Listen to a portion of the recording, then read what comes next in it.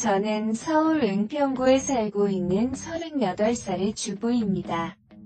저는 남편이 출근을 하면 남편이 차를 타고 출발하는 것을 보고 위층으로 올라가 벨을 누르는데요. 벨을 누르면 문을 열고 나오는 분이 바로 제 시아버지세요.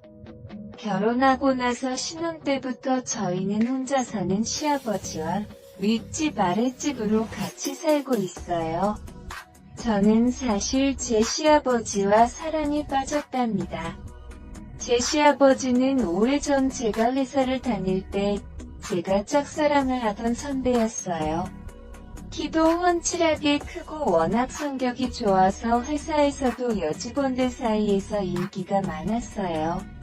나이는 저보다 17살이 더 많으시지만 저는 제 마음을 잘 알아주고 제가 하는 행동들 하나하나 다 귀엽게 봐주시는 제 시아버지를 사랑하고 있습니다. 제가 문을 열고 집에 들어가 아버지가 드실 밥을 해드리면 아버지는 반찬을 만들고 있는 저에게 다가와 사랑한다고 말하며 살짝 입맞춤을 해주시는데요. 제가 정말 사랑하는 사람이 뽀뽀를 해주고 그럴 때면 사실 얼굴이 붉어질 정도로 기분이 너무 좋아서 반찬도 필요 이상으로 많이 하게 돼요. 뭔가 제가 예전부터 좋아했던 남자가 저에게 애정 표현을 해주는 거는 결혼한 남편이 저에게 해주는 애정 표현과는 조금 다른 것 같아요. 남편이 아침을 안 먹고 나가면 저는 그 반찬들을 통에 담아 시아버지네 집으로 가져가 같이 먹고 커피도 한잔하면서 둘만의 시간을 보내곤 해요. 남편은 저와 시아버지가 이렇게 지내는지는 모르고 있었어요. 시아버지가 제 직장 선배인 것도 모르고 저와 시아버지가 서로 사랑하는 사이라는 것도 전혀 모르고 있어요. 그래서 들키지 않게 조심해야 하는데 그게 너무 마음처럼 잘 되지는 않네요.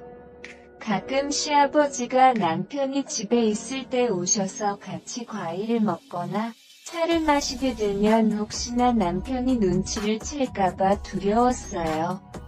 남편의 집에 도착하는 시간은 항상 7시 반이어서 그때까지는 저와 아버지는 항상 붙어 있을 수 있었어요. 같이 영화도 보고 책도 읽고 차도 마시면서 즐거운 시간을 보내기도 하는데요.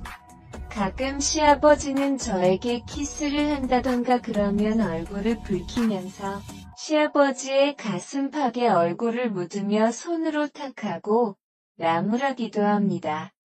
보통의 시아버지와 며느리는 아주 어려운 관계라고 하던데 저희는 그 정반대에 해당이 되는 관계였어요. 사실 남편을 처음 만난 거는 공연장이었어요.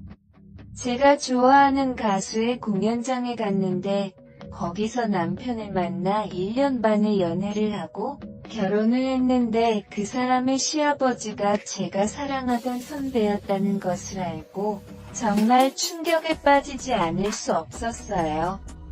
처음에는 이런 말도 안 되는 일이다 라고 생각을 하고 그냥 시아버지로 생각을 해야지 했어요.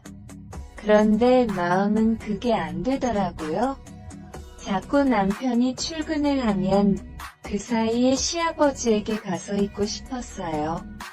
시아버지도 처음에 제가 며느리로 찾아왔을 때 정말 이건 있을 수 없는 일이라고 들킬까봐 조마조마했대요. 그런데 이렇게 아들이 출근을 하고 나서 아무도 없을 때 둘이 있게 되니 너무 좋아서 아무 생각도 안 난다고 해요. 정말 한 쌍의 연인처럼 그리고 남편보다 더 부부같이 생활을 해서 정말 시아버지가 제 남편이었으면 좋겠다고 생각을 할 때가 많아요. 그해 여름에 저와 시아버지는 결국 넘지 말아야 할 선을 넘어버렸어요. 제가 여느 때처럼 시아버지의 집에 가서 문을 열고 들어가서 시아버지가 드실 반찬을 만들어 냉장고에 넣고 혹시 시아버지가 깼다 방으로 들어가 보았어요. 그런데 시아버지는 러닝 하나에 팬티 바람으로 주무시고 계셨어요. 저는 그런 아버지를 사랑스러운 눈빛으로 바라보고 있었는데 그때 시아버지가 눈을 뜨고 저를 보는데 그만 저도 모르게 아버지에게 키스를 해버렸어요. 그러자 시아버지도 그의 호응을 해주셨고요. 그렇게 우리는 불륜을 저질러 버렸어요. 저와 시아버지는 그때부터 남편 몰래 잠자리까지 같이 했어요. 처음에는 그냥 너무 사랑해서 한 번만 하는 생각으로 했는데 점차 그런 생각은 없어지고 둘만의 즐거움으로 변해갔어요. 이제는 남편한테 들켜도 상관이 없다는 생각이 들었어요. 시아버지는 그런 저를 보고 자기는 그런 걸 원하지 않는다고 우리는 더 이상 이렇게 지속이 되면 안 되는 사이라고 말했지만 저는 그 말을 그냥 흘려들었어요. 저는 시아버지와 팔짱을 끼며 하고 싶은 것들을 했어요. 그렇게 계속 저희가 사랑을 하는 것을 남편이 알게 되었어요. 남편이 외근을 가다가 저와 시아버지가 같이 있는 것을 보고 수상하게 생각하여 뒤를 따라오다가 결국 저희가 같이 모텔로 들어가는 것을 보게 된 거예요. 정말 아니라고 부인할 수 없는 증거를 잡히게 된 거예요.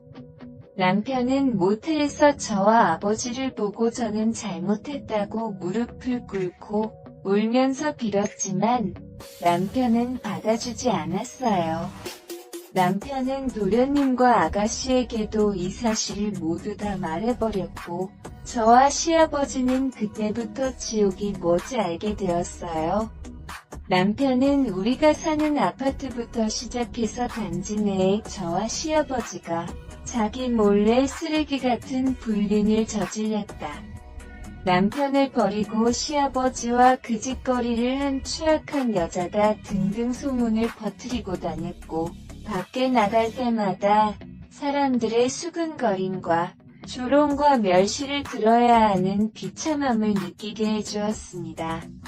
저는 그런 말을 들어도 그냥 참을 수 있었지만 제가 사랑하는 제 시아버지가 그런 말을 듣는 것이 너무나도 참혹하고 지옥보다 더 고통스러웠습니다. 입소문이 한 번 퍼지니까 정말 무서울 정도로 빨리 퍼지고 또 넓게 퍼지더군요. 저희가 사는 아파트 단지뿐만이 아니라 그 옆에 있는 아파트 단지에도 이런 사실이 퍼지면서 어딜 가나 바람핀 여자라고 소문이 돌았어요. 고잘 앞에 있는 편의점에 가도 편의점 알바생과 주인이 저를 이상한 여자로 보고 뒤에서 수근수근 대는데 정말 창피하고 얼굴을 못 들고 다니겠어요. 저는 남편에게 차라리 이혼을 해달라고 요구를 했습니다. 이러는 건 너무 힘들고 정신적으로 너무 스트레스를 받는 거는 둘 다 똑같으니까 서로를 위해서 이혼을 하자고 했습니다. 그런데 남편은 이혼을 안 해주겠다고 했습니다. 지금 자기가 이혼을 해주면 자기만 머저리처럼 저를 위해 돈 벌어다 준 것밖에 안 된다고 자기보다 더 고통을 받아야 한다고 했습니다. 저는 그 말에 눈물을 흘리면서 정말 잘못했다고 하며 무릎을 꿇고 빌었지만 소용이 없었습니다. 그 후 저는 집 말고는 아무데도 나가지를 못했습니다. 마트를 가도 사람들이 쳐다보고 뒷담화를 하는 사람들이 있고 미용실에 가서 머리를 다듬으려 해도 저 같은 쓰레기는 받아주지 않는다고 나가라고 그러니까 정말 집 밖에 나갈 수가 없었습니다. 시아버지도 그런 저를 보듬어 주시지 못했습니다. 이미 소문이 나서 자기도 저를 보살펴줄 처지가 안 되고 지금 더 저랑 같이 있게 되면 자신도 아들에게 쫓겨나게 생겼기 때문입니다. 시아버지는 저에게 문자로 더 이상 자신의 집으로 오지 않는 것이 저에게 좋다고 말하자 저는 그런 시아버지에게 너무 배신감을 느끼고 자기를 버렸다는 생각에 눈물이 났습니다. 집에서 혼자 소파에 앉아 하루 종일 울다가 지쳐 잠들었다가 남편이 집에 들어오는 소리에 깼지만 경멸스럽다는 눈빛이 남편을 보고는 저도 아무 말 못하고 그의 내몰찬 행동을 받아줄 수밖에 없었습니다. 특히 제 핸드폰으로 아가씨와 도련님이 전화를 해서 어떻게 자신의 형이자 오빠를 버리고 그것도 자기 아버지랑 그렇고 그런 짓을 할 수가 있냐고 미친 거냐고 그러는데 정말 죽어버리고 싶었어요. 아가씨는 제가 처음에 시집 올 때부터 이런 여자라는 사실을 알고 있었다는 등 언젠가는 이런 일이 일어날 줄 알았는데 그게 자기 아버지와 일어날 줄은 정말 꿈에도 생각 못했다고 하면서 저에게 말씀을 하셨어요. 저는 아무 말 못하고 그저 듣기만 하고 잘못했다고 말밖에 할 수 없었습니다. 남편이 시아버지에게 소리를 지르며 엄마한테 부끄럽지도 않냐고 하는데 시아버지도 아들에게 자기가 벌써 마누라를 보낸 지 11년이 되었다고 하면서 자신도 외로웠고 오래전에 같은 회사를 다녔던 제가 좋아져서 잠깐 실수를 했다고 그렇게 싸우는데 저는 거실에서 둘의 싸움을 지켜볼 수밖에 없었습니다. 제가 지금 둘 사이에 끼어서 어느 쪽도 편을 들 수 없었고 오히려 더 안 좋게 될 수도 있었기 때문입니다. 저는 이러한 상황을 더 이상 지켜볼 수가 없어서 이곳을 떠나기로 했습니다.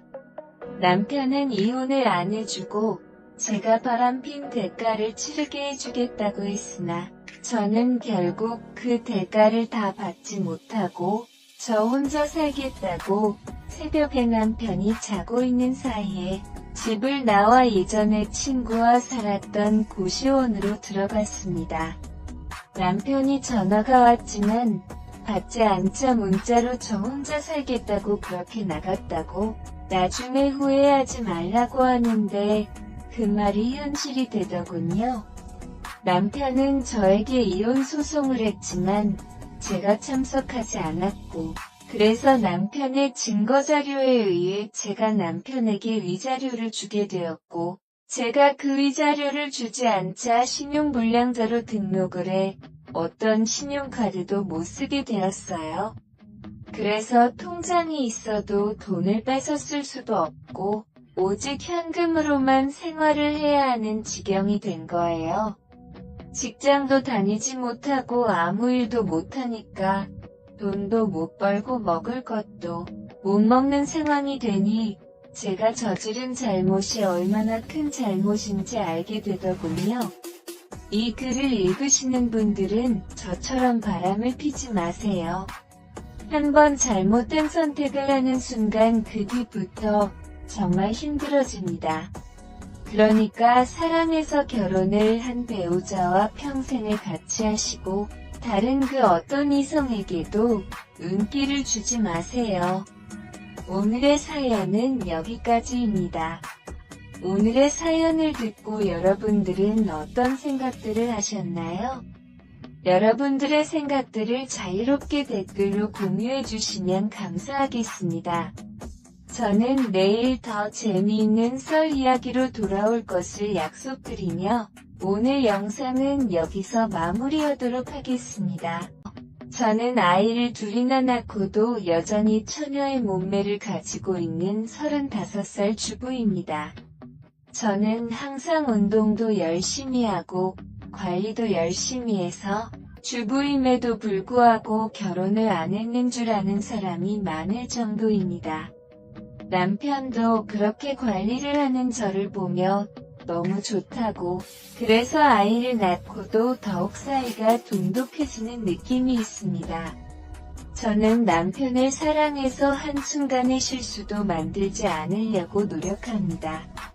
항상 시댁을 찾아가서 젊은 시절 암으로 아내를 떠나보내고 혼자 적적히 지내시는 시아버님을 챙겨드립니다.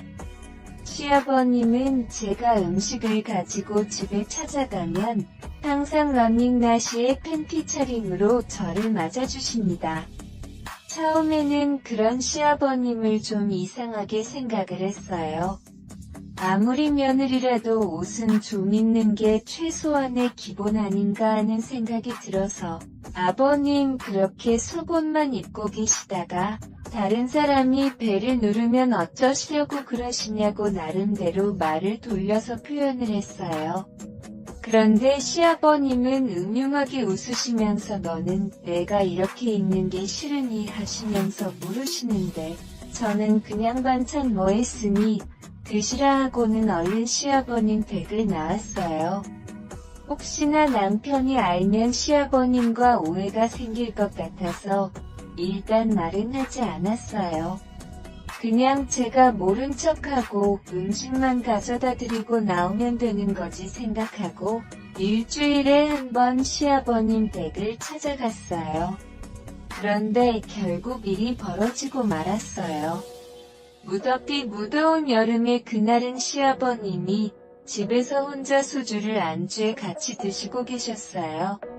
집의 현관문을 열고 들어가자마자 퍼지는 술 냄새 그리고 시아버님의 취한 얼굴이 눈에 보였어요.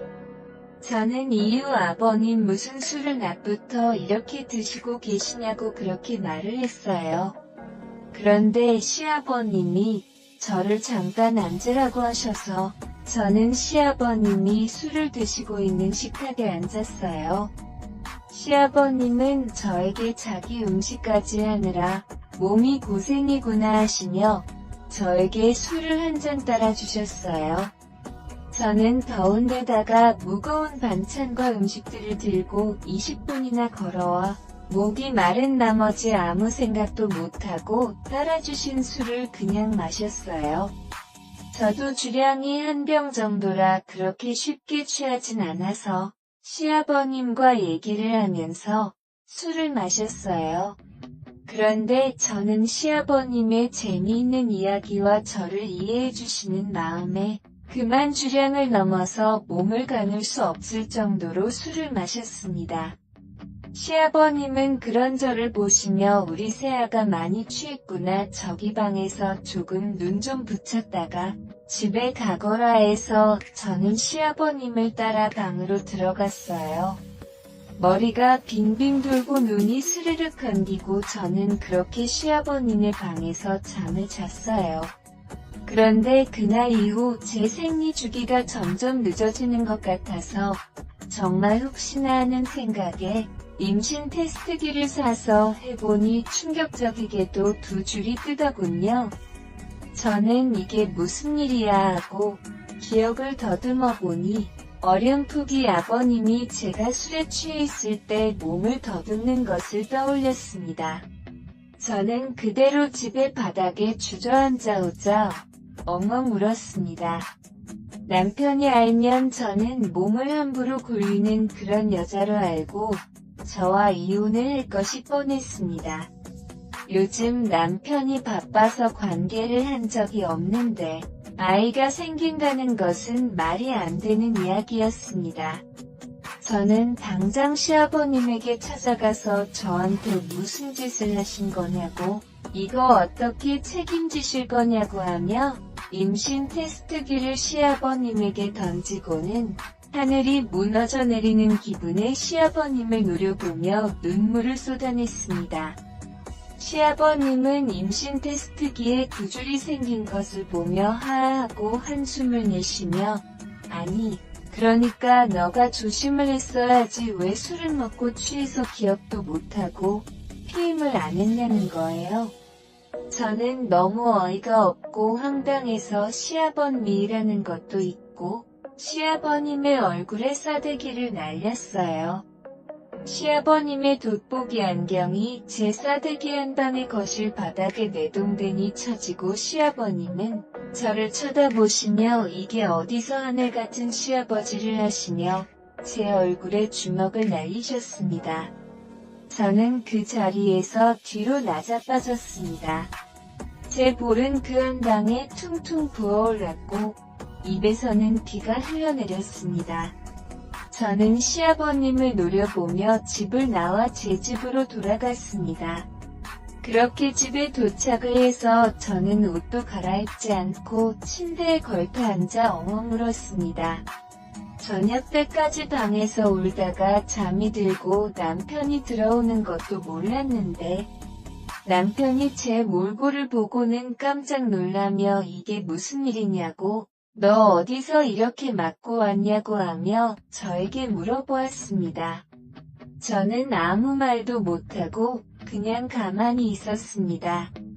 남편은 얼른 말하라고 저를 다그치다가 침대 옆에 제가 테스트를 하고 놓아둔 수십 개의 임신 테스트기를 보고 그것을 집에서 확인하고는 여보 이거 뭐야 하고 물었습니다.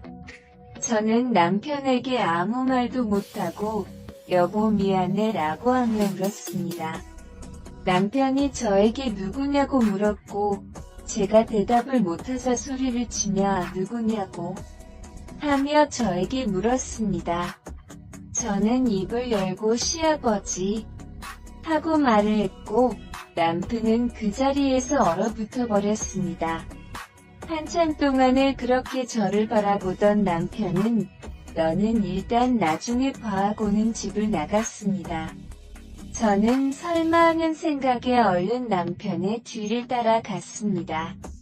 남편은 시아버님 댁의 문을 두드리고 시아버님이 문을 열자 대뜸 주먹부터 날리고 아버지가 사람이냐고 어떻게 내 와이프랑 잠을 나냐고 저애는 어떻게 할 거냐고 소리를 지르며 아버지를 두들겨 팼습니다. 저는 무서움과 어찌할 줄 모르겠는 마음에 눈을 감고 울었습니다.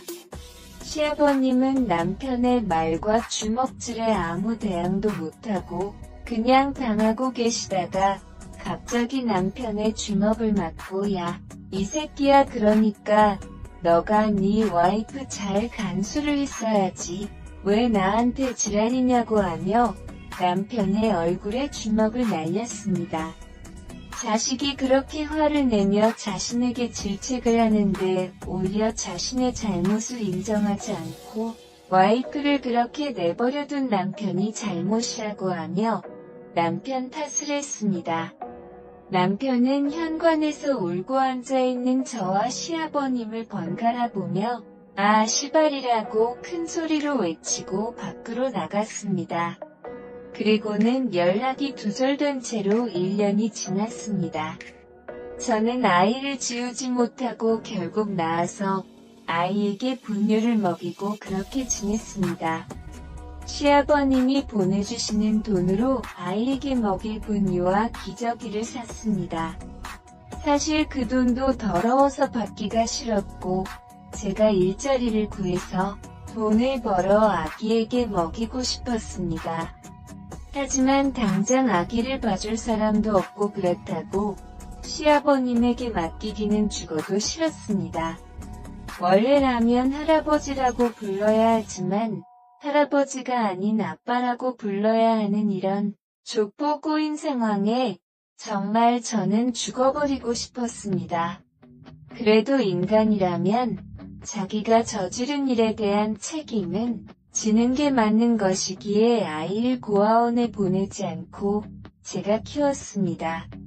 그렇게 지내는 중에 남편에게 전화가 왔습니다. 남편은 나 너 2번 다시는 보고 싶지 않고 그 아이도 보고 싶지 않아 그러니까 이혼하자고 했습니다. 저는 일단 남편이 잘 있는지 궁금해서 지금 어디야 잘 살고 있어? 라고 물었습니다.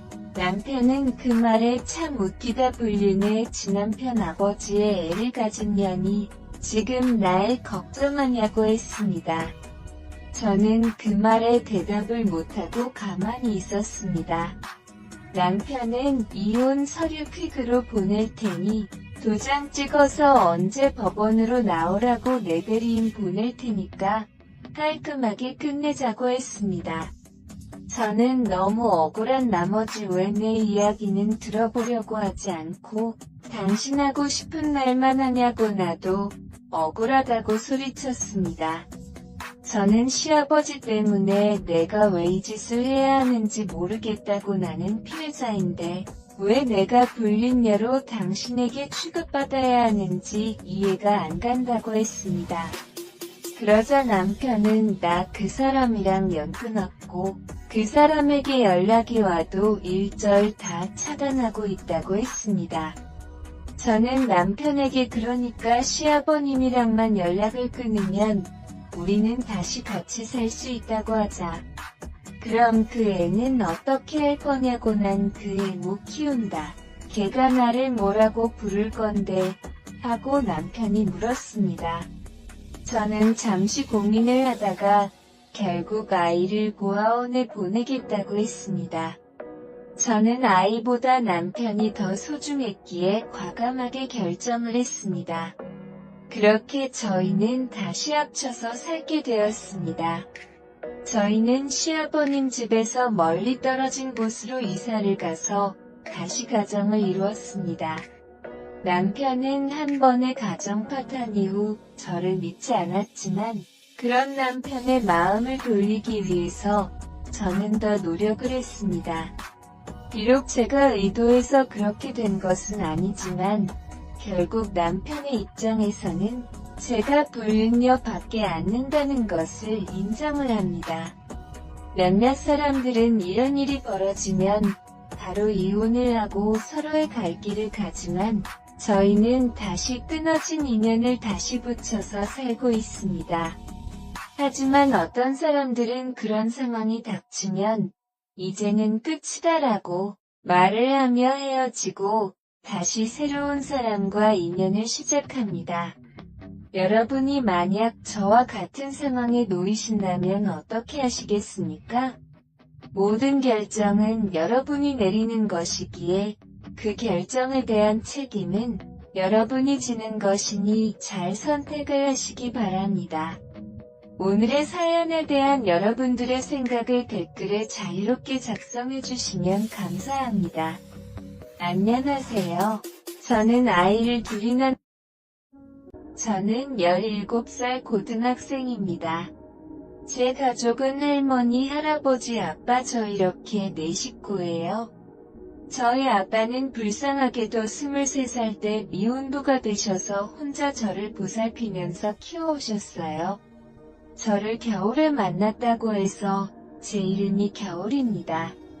아빠답게 이름도 단순하게 지으셨죠. 법적으로는 할머니, 할아버지가 제 엄마 아빠이고 아빠는 제 오빠로 되어 있었고 사람들도 다 절 늦둥이 자식으로 알고 있어요.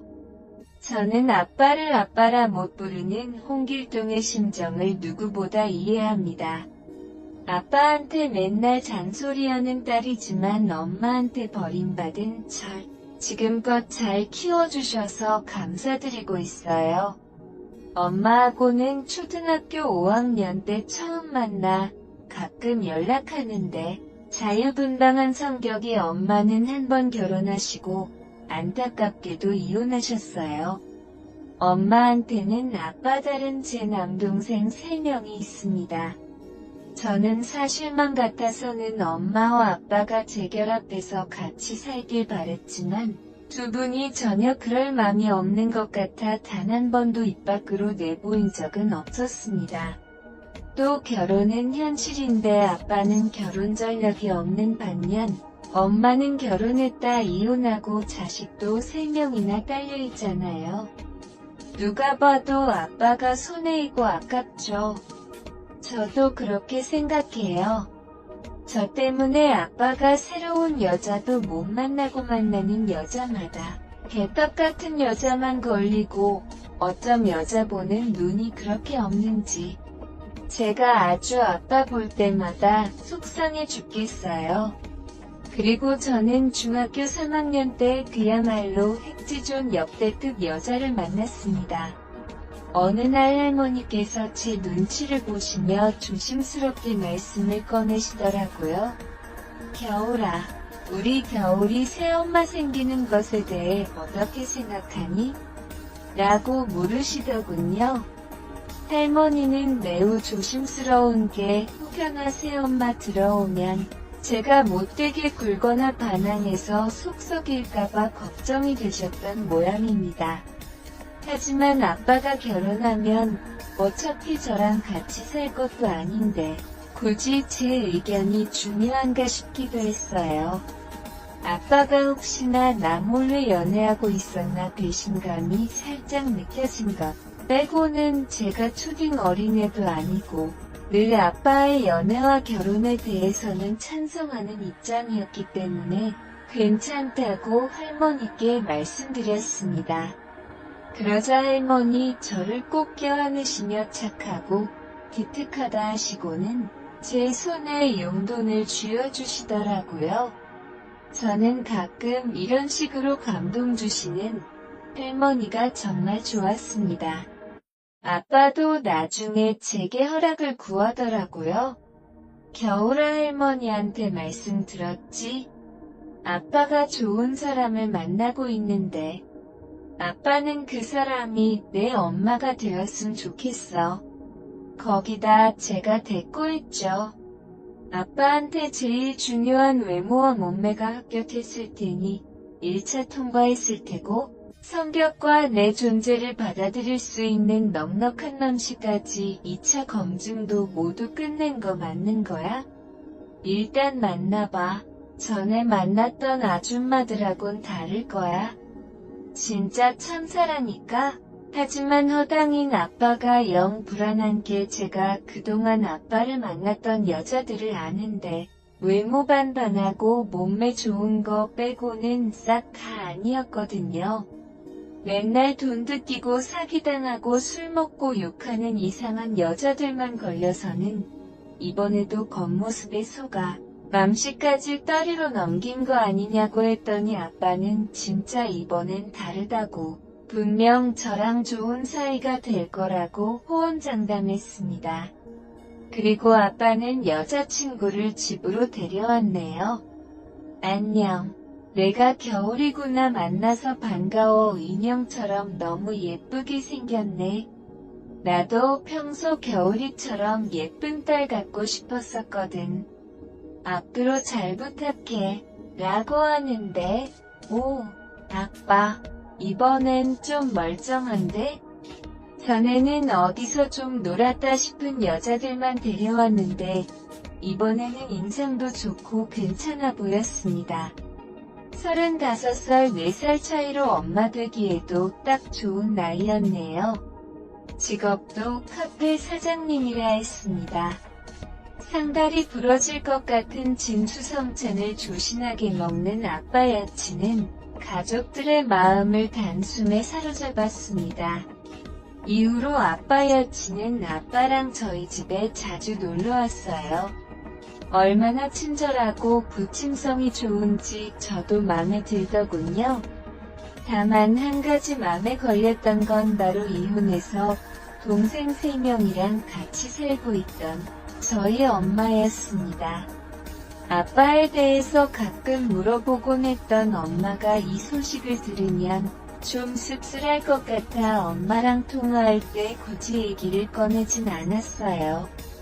하지만 엄마도 어디서 소식을 들었는지 아빠가 결혼 전제로 여자를 만나고 있단 걸 알더라고요. 하긴 둘이 대학 시시라고 했으니 한 다리 건너면 다 아는 사람들일 텐데 이상할 건 없었습니다. 엄마는 제게 아빠가 좋은 사람 만나서 결혼하면 축하해주는 게 맞지. 근데 아빠한테는 좋은 여자가 너한테는 나쁜 사람이 될 수도 있어. 지금 처음이라 잘해주겠지만 만약 조금이라도 그런 낌새가 있음 바로 엄마한테 얘기해. 알았지? 엄마도 사실 새엄마 밑에서 자라서 그 바닥 생활을 몸소 깨우치셨는지 제게 당부하시더라고요. 저는 엄마와 약속하고 고개를 끄덕였습니다. 엄마를 만나고 집으로 왔는데 현관에 아빠 여친 신발이 있어 오늘도 왔나보다 하고 들어갔어요. 아빠랑 할머니, 할아버지가 옹기종기 모여 과일을 드시고 계시더라고요. 할아버지께서는 너도 어서 와라.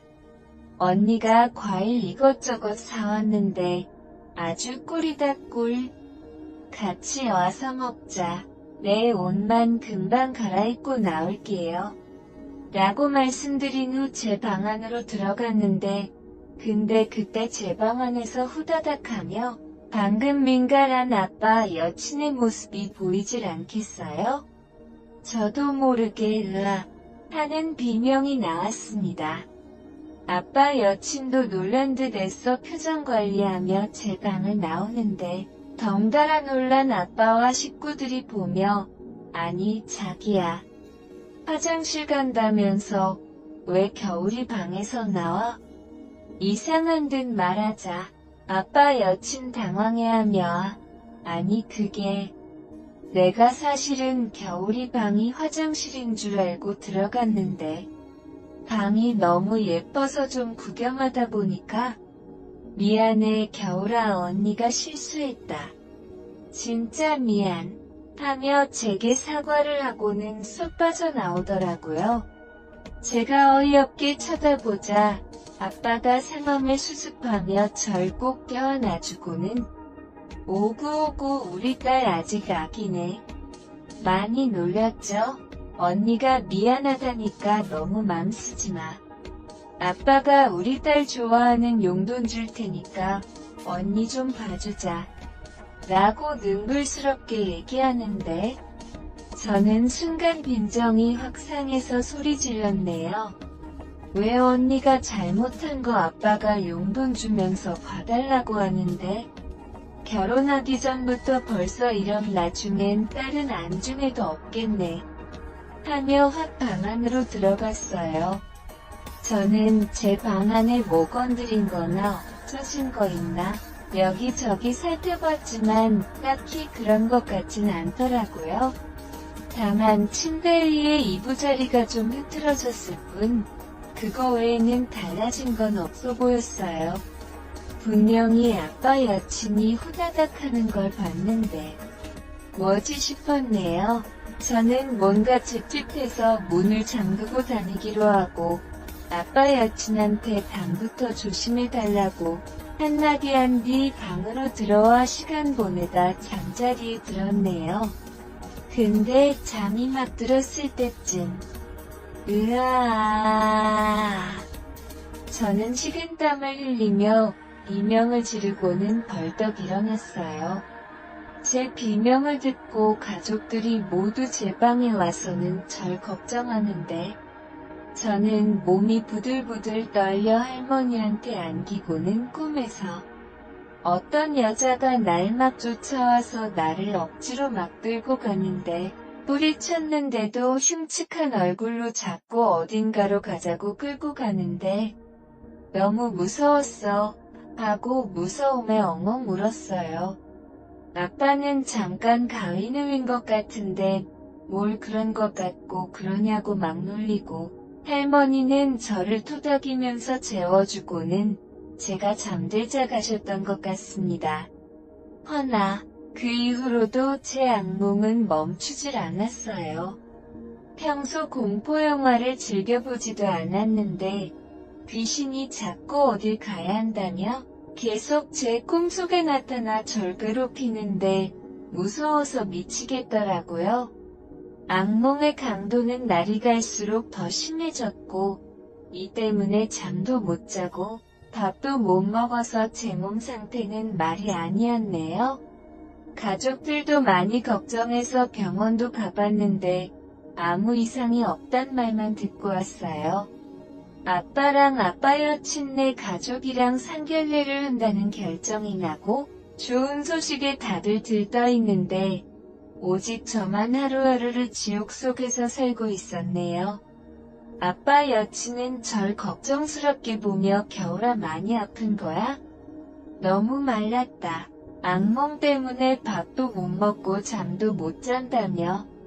아니면 언니 잘 아는 지인 중에 정신과 의사 있는데 한번 상담 받아볼래? 라고 하는데 저는 그 말에 발끈했네요. 아줌마 지금 제가 정신병 있다는 거예요? 그냥 요새 시험 기간이라 공부 때문에 스트레스 받아서 그런 거예요. 말 좀 그딴 식으로 하지 마세요. 하며 예민하게 쏘아대니 그때 아빠가 이놈 하며 어른한테 그게 무슨 못 배운 버르장머리냐며 저한테 뭐라 다그치는데 그때 제가 기가 허해져서 착각을 했던 걸까요? 가족들 틈속에 있던 아빠 여친의 입꼬리가 사르르 위로 올라가며 미소를 띄우는 것처럼 보였습니다. 오늘의 사연은 위험한 아빠 여친의 순간 온몸을 파고드는 소름이라니 쎄한 기운이 돌며 섬뜩하기까지 했습니다. 저는 악몽이 시작된 이후로 지독한 두통에 시달렸고 몸도 여기저기 쑤시며 아파서 학교에서 잦은 조퇴와 결석을 하게 되었어요. 이상한 건 병원에 가도 딱히 원인을 찾지 못한다는 거였습니다. 중3이고 이제 곧 고교 진학을 앞두고 있어 신경성으로 예민해져서 그럴 수 있다는 것뿐이었어요. 제가 시름시름 앓자 가족들도 제 걱정에 밤잠 못 이룬 날이 많아졌습니다. 하지만 그거와는 별개로 아빠와 아빠 여친의 결혼은 착착 진행이 됐어요. 상견례도 화기애애한 분위기 속에서 잘 마쳤다 하고 식장 예약이다, 예물예단 어쩌고 것들이 왔다 갔다 하며 잘 진행이 돼가는 것 같았습니다. 사실 아빠는 절 걱정해서 제 몸이 나아진 다음에 상견례며 결혼 준비며 호래비로 늙어 죽을 자식이 걱정됐던 조부모님과 아빠 여친 쪽에서 결혼을 밀어붙이니 아빠가 어쩔 수 없이 진행했던 걸로 알아요. 아빠는 낮에는 피곤하게 일하고서 밤에는 제 간호에 힘썼는데 참 아빠한테 끝까지 도움 안 되니 자책감이 들었습니다. 이 소식을 들은 엄마는 제 앞에서 차마 아빠 욕은 못하고 그게 다 개념 없는 아빠 여친 때문이라며 그쪽으로 아빠 목까지 욕을 몰더라고요.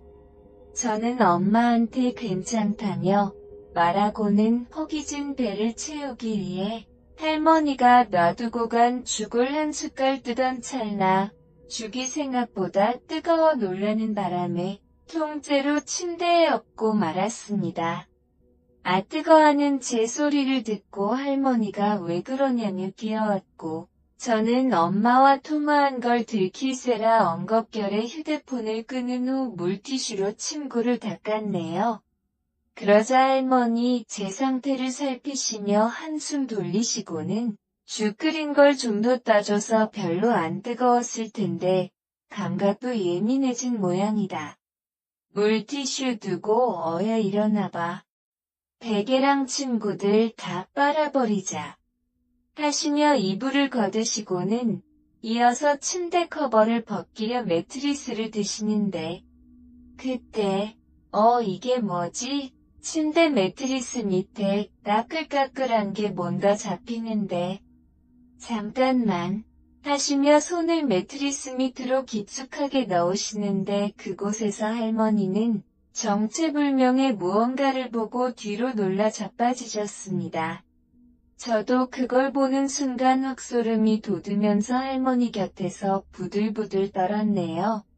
그건 다름 아닌 사람 형상의 집인형에다 제 사진을 놓고 수십 개의 바늘로 뚫은 일명 사극에서나 볼 법한 저주 인형이었습니다. 믿기진 않았지만 제가 그동안 악몽을 꾸고 아팠던 이유가 설마 다 저주 인형 때문이었던 건가 싶어 섬뜩하더라고요. 할머니는 대체 이 흉측한 걸 누가 제 방에 갖다 놓은 건지 치를 떨며 일을 가시더라고요. 순간 할머니랑 저랑 같이 떠올린 사람. 바로 아빠의 여친이었습니다.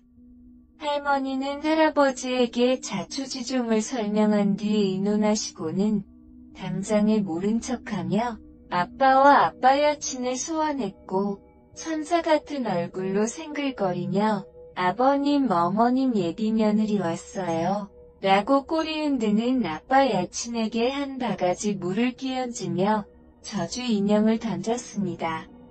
아빠는 제 사진이 있는 저주 인형을 보며 놀라고서 이게 뭐냐고 물었고, 아빠 여친은 시치미를 떼며 자기는 이게 뭔지도 모른다고 발뺌하는데 할머니는 입술을 깨물며 비꼬시더라고요. 뭐 이게 뭔질 몰라? 경찰 불러 지문이라도 채취해줘. 에라이 독한 것. 더 이 흉측한 거에다 우리 손녀 놓고 바늘 꽂은 거. 네 얼굴에도 한번 꽂아주랴. 도대체 왜 침대 밑에다 이런 짓을 한 거야? 저주라도 걸고 우리의 죽이기라도 할 셈이었어? 하늘의 도움으로 알아냈기에 망정이지. 안 그랬으면 우리 집안에다 어떤 흉측한 짓을 저질렀을지 몰라. 아우, 무서운 것. 어쩜 감쪽같이 이런 일을 저질러? 그게 무슨 소리야? 당신이 이 저주인형 우리 딸 침대 밑에다 놨다고? 혹시 그래서 우리 딸이 당신 저주 때문에 아팠던 거야? 하, 말도 안 돼. 어떻게 당신이 우리 딸한테 저주를 걸 수 있어? 아빠 여친은 가족이 모두 범인임을 확신하며 몰아붙이자 더 이상 아무 얘기 없이 고개를 숙이고는 아빠의 해명 요구와 할머니와 할아버지의 악에 바친 욕설을 가만히 듣고 있다. 갑자기 저를 매섭게 쏘아본 후 저주 인형을 갖고 밖으로 뛰쳐나가 버렸습니다. 아빠가 뒤쫓아 잡으려 했지만 이미 어디에도 보이질 않았대요. 저는 다리에 힘이 풀려 털썩 주저앉았고 갑자기 북받쳐오는 눈물에 울음을 터뜨렸어요. 할머니와 할아버지는 이젠 다 끝났다며, 괜찮다며 저를 안아주셨습니다. 아빠도 허탈해하며 주저앉아 할아버지는 아빠한테 노발대발하시며 어디서 그따위 것을 데려왔냐고, 결혼 다 물리라고 우리 손녀 헤아려는 년 따위하고는 절대 결혼 못 시키신다며 하셨네요. 그러자 아빠도 제 앞에서 우시면서 여친이 평소 미신이랑 흑마법에 관심이 많긴 했는데 저주 인형을 우리 딸한테 사용할 줄은 꿈에도 생각 못했어요. 딴 건 다 괜찮아서 저도 결혼까지 맘먹었던 건데 결혼해도 우리 딸이랑 같이 살 것도 아니었는데 도대체 왜 그랬는지 저도 이해가 안 돼요. 아, 난 진짜 왜 맨날 이런 여자만 걸려? 하며 망연자실해 하시는데 뭐 암튼 전 아빠 덕분에 저주 인형의 저주까지 경험한 사례자가 되었네요. 아빠의 여자보는 눈이 최악이라는 걸 이번 계기로 다시금 깨닫게 되었습니다. 할머니는 맘에 걸렸던지 침대를 비롯한 제 방에 있는 가구들을 몽땅 새 것으로 교체해 주셨습니다. 끔찍한 악몽과 저주에 시달렸던 저는 신기하게도 저주 인형이 없어지자마자 금세 회복해 전처럼 건강한 사람이 되었어요. 아빠 여친은 아빠가 결혼식 준비에 대한 위약금 때문에라도 길을 쓰고 찾았지만 신기루처럼 사라지고 어디에도 없더래요. 보니까 상견례 때 부모라고 나온 사람들도 대행업체에서 돈 주고 데려온 것 같다는데 법적으로는 딱히 여자를 처벌할 만한 근거가 없어. 아빠의 결혼은 우프게도 위약금만 물어주고 해프닝으로 끝나버리고 말았습니다. 아빠는 이번 계기로 본인한테 제일 소중한 건 저라고 저랑만 평생 살겠다고 하는데 전 냉정하게 됐다 끊었습니다. 얼른 아빠도 좋은 여자 만나서 새 출발해야 할 듯 싶은데 어째 만나는 사람마다 다 이런 건지 모르겠네요. 특히나 그분은 역대급이셨습니다. 1년이 지난 지금도 그때 생각만 하면 오싹해요. 왜 저주 인형을 제 방에 놨는지 이유가 궁금한데 그 여자를 만날 수 없으니 알 길이 없어져서 좀 짜증나요. 이건 제가 직접 겪은 제 리얼 실화 사건입니다. 아빠 사연은 감동이었는데 제 사연은 공포가 되었네요. 지금은 고등학생이 되어서 건강하게 잘 지내고 있으니 걱정 마세요. 아무튼 제 사연 들어주셔서 감사드리고 전 이만 물러갑니다. 건강하세요. 오늘의 사연이었습니다. 여러분들의 생각은 어떠신가요? 여러분들의 생각을 댓글로 남겨주세요. 저희는 또 다른 사연으로 찾아뵙겠습니다. 저는 서울 은평구에 살고 있는 38살의 주부입니다. 저는 남편이 출근을 하면 남편이 차를 타고 출발하는 것을 보고 위층으로 올라가 벨을 누르는데요. 벨을 누르면 문을 열고 나오는 분이 바로 제 시아버지세요. 결혼하고 나서 신혼 때부터 저희는 혼자 사는 시아버지와 윗집 아랫집으로 같이 살고 있어요. 저는 사실 제 시아버지와 사랑에 빠졌답니다. 제 시아버지는 오래전 제가 회사를 다닐 때 제가 짝사랑을 하던 선배였어요. 키도 훤칠하게 크고 워낙 성격이 좋아서 회사에서도 여직원들 사이에서 인기가 많았어요. 나이는 저보다 17살이 더 많으시지만 저는 제 마음을 잘 알아주고 제가 하는 행동들 하나하나 다 귀엽게 봐주시는 제 시아버지를 사랑하고 있습니다. 제가 문을 열고 집에 들어가 아버지가 드실 밥을 해드리면 아버지는 반찬을 만들고 있는 저에게 다가와 사랑한다고 말하며 살짝 입맞춤을 해주시는데요. 제가 정말 사랑하는 사람이 뽀뽀를 해주고 그럴 때면 사실 얼굴이 붉어질 정도로 기분이 너무 좋아서 반찬도 필요 이상으로 많이 하게 돼요. 뭔가 제가 예전부터 좋아했던 남자가 저에게 애정 표현을 해주는 거는 결혼한 남편이 저에게 해주는 애정 표현과는 조금 다른 것 같아요. 남편이 아침을 안 먹고 나가면 저는 그 반찬들을 통에 담아 시아버지네 집으로 가져가 같이 먹고 커피도 한잔하면서 둘만의 시간을 보내곤 해요. 남편은 저와 시아버지가 이렇게 지내는지는 모르고 있었어요. 시아버지가 제 직장 선배인 것도 모르고 저와 시아버지가 서로 사랑하는 사이라는 것도 전혀 모르고 있어요. 그래서 들키지 않게 조심해야 하는데 그게 너무 마음처럼 잘 되지는 않네요. 가끔 시아버지가 남편이 집에 있을 때 오셔서 같이 과일을 먹거나 차를 마시게 되면 혹시나 남편이 눈치를 챌까봐 두려웠어요. 남편의 집에 도착하는 시간은 항상 7시 반이어서 그때까지는 저와 아버지는 항상 붙어 있을 수 있었어요. 같이 영화도 보고 책도 읽고 차도 마시면서 즐거운 시간을 보내기도 하는데요. 가끔 시아버지는 저에게 키스를 한다던가 그러면 얼굴을 붉히면서 시아버지의 가슴팍에 얼굴을 묻으며 손으로 탁하고 나무라기도 합니다. 보통의 시아버지와 며느리는 아주 어려운 관계라고 하던데 저희는 그 정반대에 해당이 되는 관계였어요.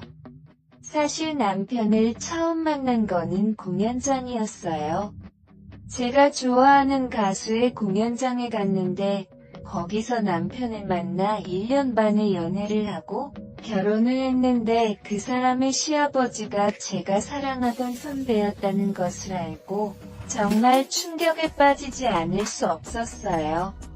처음에는 이런 말도 안 되는 일이다 라고 생각을 하고 그냥 시아버지로 생각을 해야지 했어요. 그런데 마음은 그게 안 되더라고요. 자꾸 남편이 출근을 하면 그 사이에 시아버지에게 가서 있고 싶었어요. 시아버지도 처음에 제가 며느리로 찾아왔을 때 정말 이건 있을 수 없는 일이라고 들킬까봐 조마조마했대요. 그런데 이렇게 아들이 출근을 하고 나서 아무도 없을 때 둘이 있게 되니 너무 좋아서 아무 생각도 안 난다고 해요. 정말 한 쌍의 연인처럼, 그리고 남편보다 더 부부같이 생활을 해서 정말 시아버지가 제 남편이었으면 좋겠다고 생각을 할 때가 많아요.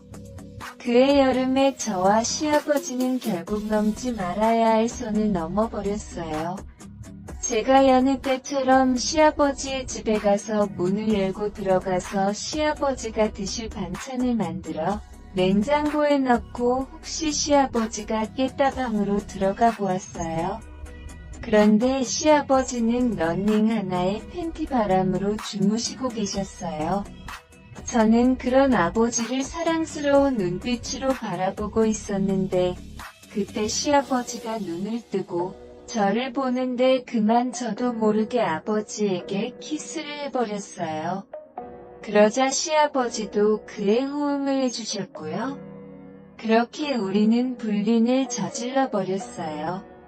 저와 시아버지는 그때부터 남편 몰래 잠자리까지 같이 했어요. 처음에는 그냥 너무 사랑해서 한 번만 하는 생각으로 했는데 점차 그런 생각은 없어지고 둘만의 즐거움으로 변해갔어요.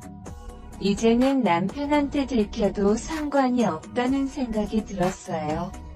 시아버지는 그런 저를 보고 자기는 그런 걸 원하지 않는다고, 우리는 더 이상 이렇게 지속이 되면 안 되는 사이라고 말했지만 저는 그 말을 그냥 흘려들었어요.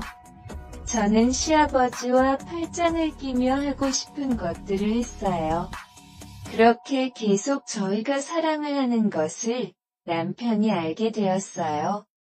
남편이 외근을 가다가 저와 시아버지가 같이 있는 것을 보고 수상하게 생각하여 뒤를 따라오다가 결국 저희가 같이 모텔로 들어가는 것을 보게 된 거예요.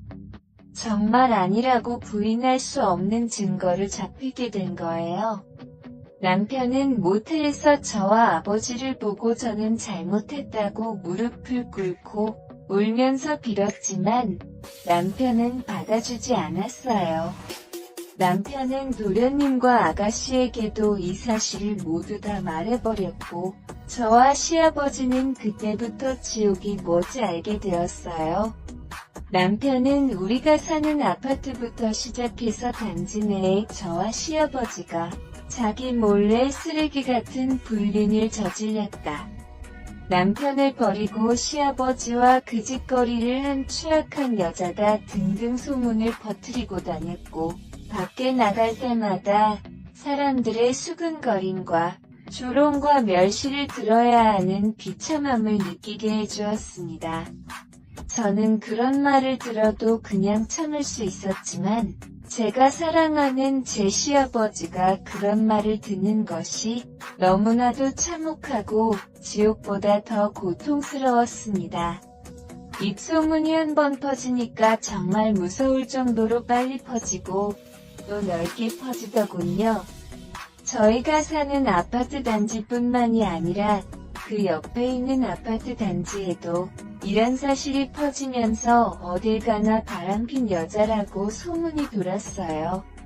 고작 앞에 있는 편의점에 가도 편의점 알바생과 주인이 저를 이상한 여자로 보고 뒤에서 수근수근 대는데 정말 창피하고 얼굴을 못 들고 다니겠어요. 저는 남편에게 차라리 이혼을 해달라고 요구를 했습니다. 이러는 건 너무 힘들고 정신적으로 너무 스트레스를 받는 거는 둘 다 똑같으니까 서로를 위해서 이혼을 하자고 했습니다. 그런데 남편은 이혼을 안 해주겠다고 했습니다. 지금 자기가 이혼을 해주면 자기만 머저리처럼 저를 위해 돈 벌어다 준 것밖에 안 된다고 자기보다 더 고통을 받아야 한다고 했습니다. 저는 그 말에 눈물을 흘리면서 정말 잘못했다고 하며 무릎을 꿇고 빌었지만 소용이 없었습니다. 그 후 저는 집 말고는 아무데도 나가지를 못했습니다. 마트를 가도 사람들이 쳐다보고 뒷담화를 하는 사람들이 있고 미용실에 가서 머리를 다듬으려 해도 저 같은 쓰레기는 받아주지 않는다고 나가라고 그러니까 정말 집 밖에 나갈 수가 없었습니다. 시아버지도 그런 저를 보듬어 주시지 못했습니다. 이미 소문이 나서 자기도 저를 보살펴 줄 처지가 안 되고 지금 더 저랑 같이 있게 되면 자신도 아들에게 쫓겨나게 생겼기 때문입니다. 시아버지는 저에게 문자로 더 이상 자신의 집으로 오지 않는 것이 저에게 좋다고 말하자 저는 그런 시아버지에게 너무 배신감을 느끼고 자기를 버렸다는 생각에 눈물이 났습니다. 집에서 혼자 소파에 앉아 하루 종일 울다가 지쳐 잠들었다가 남편이 집에 들어오는 소리에 깼지만 경멸스럽다는 눈빛이 남편을 보고는 저도 아무 말 못하고 그의